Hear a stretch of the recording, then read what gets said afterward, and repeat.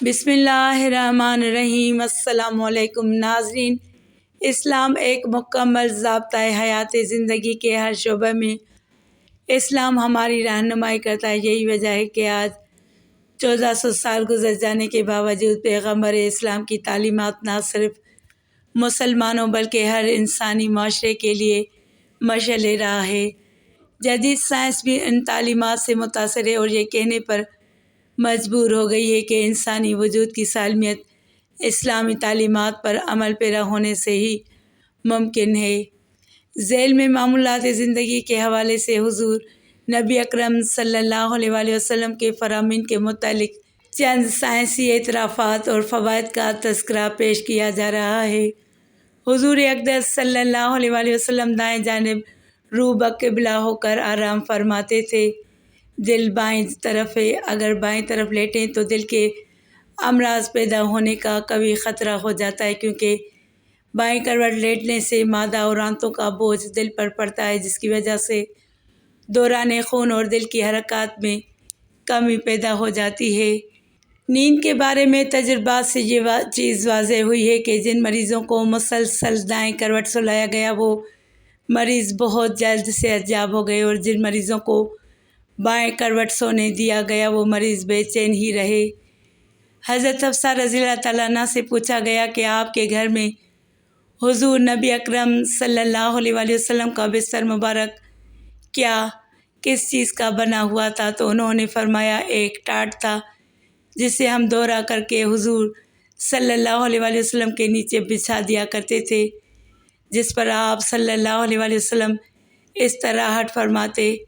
ایک رات میں نے سوچا کہ میں اگر اس کی 4 تہیں بنا دوں تو یہ زیادہ آرام دہ ہو جائے گا، پس میں نے اس کی 4 تہیں بنا دی۔ جب صبح ہوئی تو آپ صلی اللہ علیہ وآلہ وسلم نے فرمایا تم نے میرے لیے کس طرح کا بستر بچھا دیا تھا؟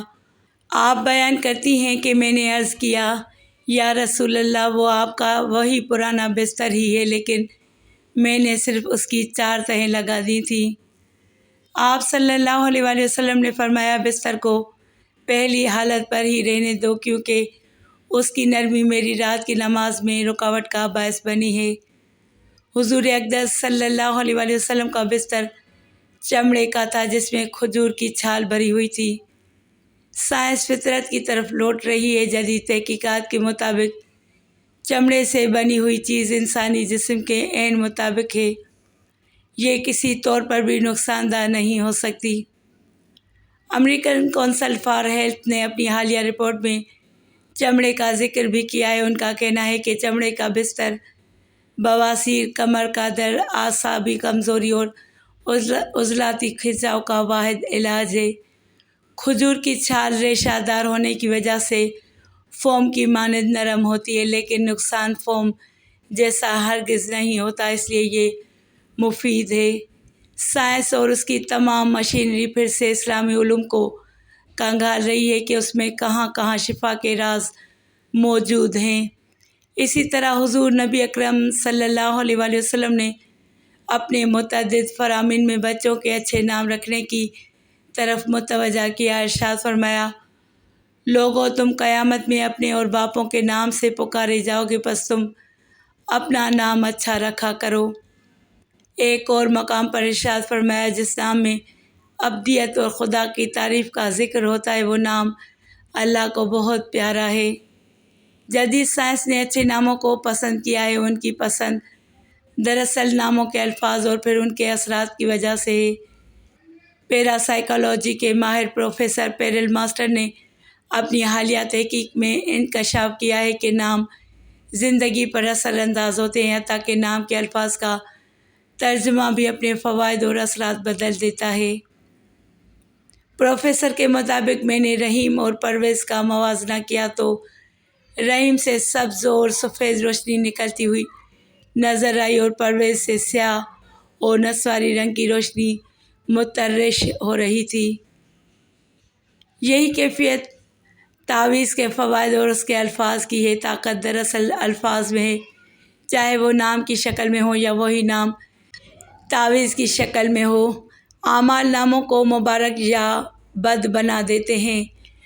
فرعون، نمرود یا یزید کچھ الفاظ کا مجموعہ ہے، لیکن ان کی تاریخ لہریں سننے والے کے اندر نفرت اور ظلمت پیدا کر دیتی ہیں اور عجیب و غریب اثرات پیدا ہوتے ہیں۔ آپ صلی اللہ علیہ وآلہ وسلم نے سونے سے قبل بستر کو جھاڑنے کی ہدایت فرمائی ہے۔ ایسی احتیاطی تدابیر جو شاید کسی بھی مذہب میں نہ ملیں، لیکن حضور اقدس صلی اللہ علیہ وآلہ وسلم نے ہر لحاظ سے محفوظ رہنے کے لیے بستر کو جھاڑنے کا حکم فرمایا ہے، تاکہ کسی قسم کے حشرات الارض مثلاً کیڑا، سانپ، بچھو وغیرہ نقصان نہ دے سکیں۔ آپ صلی اللہ علیہ وآلہ وسلم نے اٹھنے کے فوراً بعد ہاتھ دھونے کی ہدایت کی ہے۔ سوتے ہوئے ہاتھ نامعلوم کہاں کہاں لگے رہتے ہیں اور ان پر قسم قسم کے جراثیم لگے رہتے ہیں۔ اب اگر وہی جراثیم آلودہ ہاتھ پانی وغیرہ میں ڈالیں گے تو پانی بھی آلودہ ہو جائے گا۔